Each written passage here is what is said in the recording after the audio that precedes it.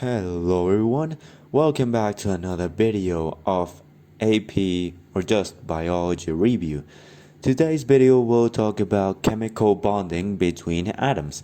So we'll talk about chemical bonds, the three types of bond, and lastly the van der Waals interactions. So first of all, let's start with what is a chemical bond. So, a chemical bond is the interactions between the valence electrons of different atoms. What are the valence electrons? So, for example, let's draw an atom here. This is, let's say, the nucleus, the first orbital, the second, and let's say it has a third orbital, right? In the case that this is our last orbital, these would be the valence electrons, since they are located in the last orbital of this atom. So we can say that this is the valence orbital where we can find, of course, the valence electrons. Now if we decided to make another atom over here with the same amount of orbitals, let's say there are 3, the valence orbitals will connect, forming an interaction between them, right? So this is atom number 2 and this is atom number 1, and they are sharing their valence orbitals, and therefore of course their valence electrons that are located around these positions. Alright, now that we have that covered, I guess I will keep that image right there. We will now look at the different bonds. So let's start with the covalent.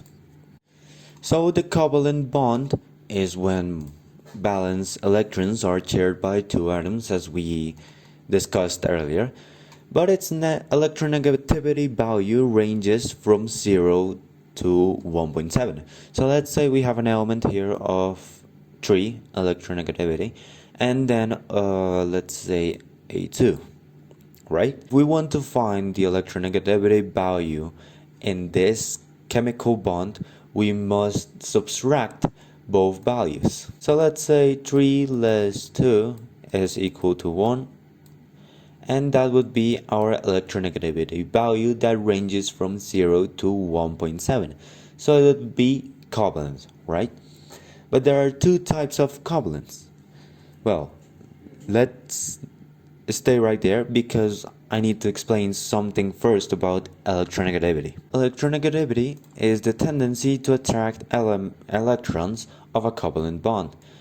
In an example, we can say that oxygen and nitrogen are strongly electronegative. Why is that? Well, oxygen has an electronegative charge of 3.44 and hydrogen has an electronegative charge of 2.2. Where can you look at those values? In your periodic tables. Now that we have electronegativity out of the way, we can now pass to the two different covalent, let's say, branches. One is the non-polar and the other one is the polar. So from here it goes to here.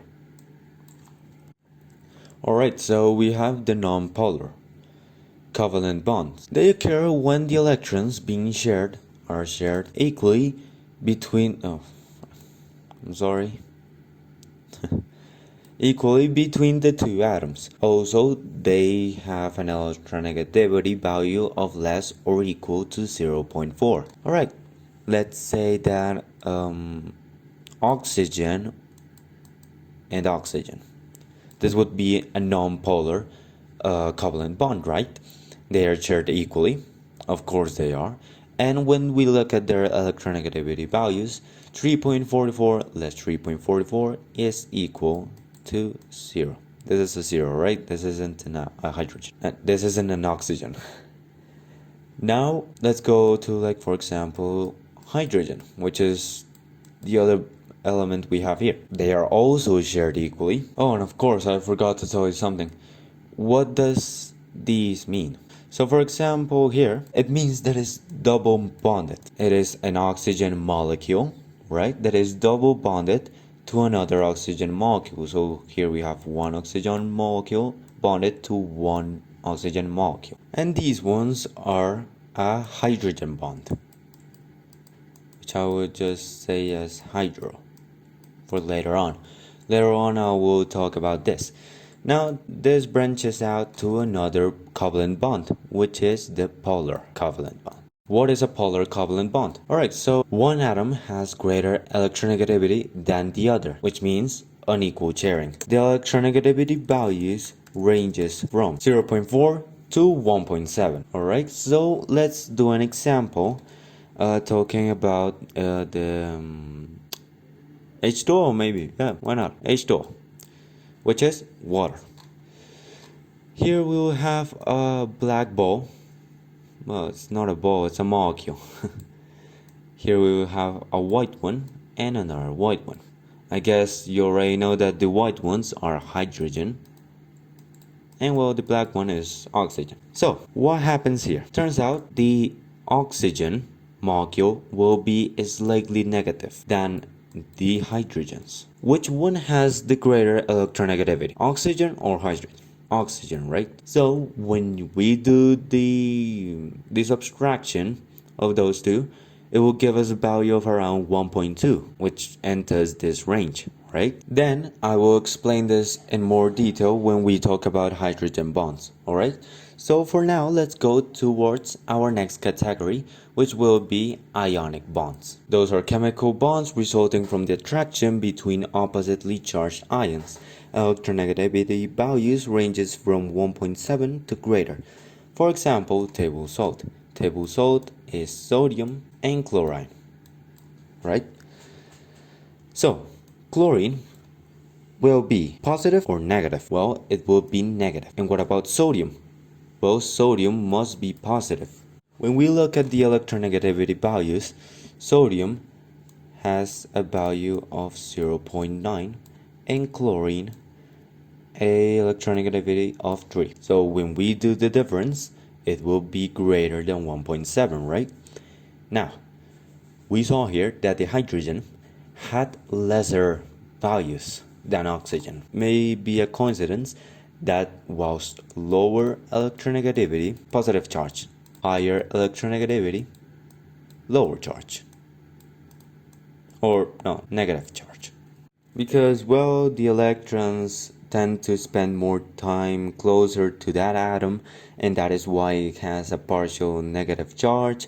Well, the less electronegative atom has, well, this positive charge, as I said before, because the electrons are like, well, partly pulled away from the atom. It has a whole thing to it. Now, the hydrogen bonds. So, they are weak bonds that form between the partial positively charged hydrogen of one molecule and the strongly electronegative atoms of another molecule. Let's do another image here of water. And this time let's add two molecules of water. So this would be the oxygen with two atoms of hydrogen. I hope you can see, yeah.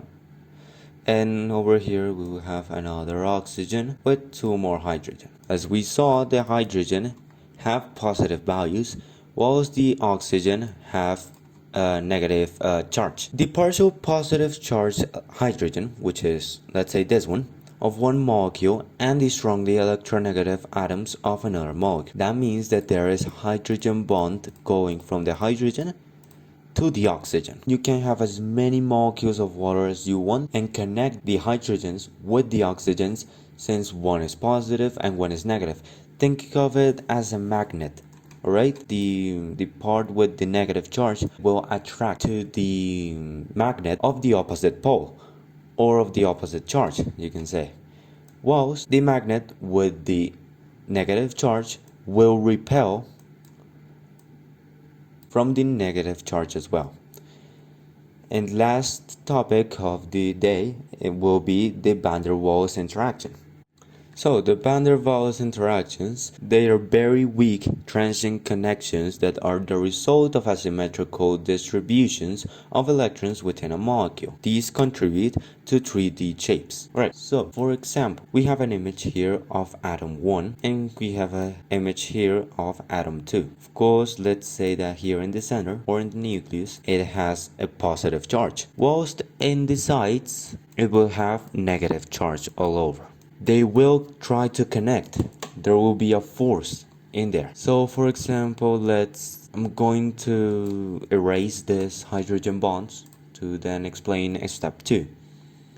Alright, so the step number 2 is that what do you think happens with these two atoms if they try to converge and the forces want them to combine?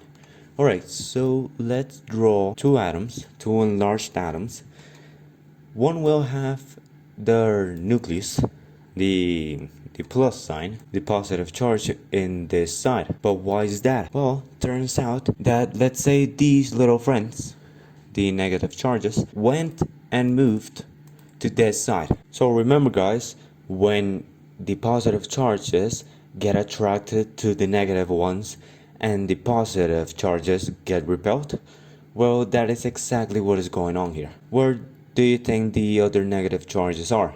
Well, they are over here. The atoms get polarized and they attract one another, as I said, and here will be a bond. So that would be the explanation for today's video.